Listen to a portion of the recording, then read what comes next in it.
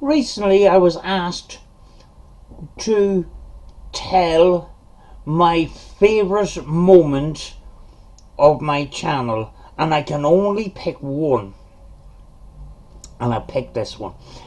Now, back in 2018, my channel was called Lone Star Explorer TV, and at that time I had just gone through a stage of watching so much oh my gosh that I wanted to do a kind of Irish version, go to abandoned places and see abandoned places and film and everything. Problem was,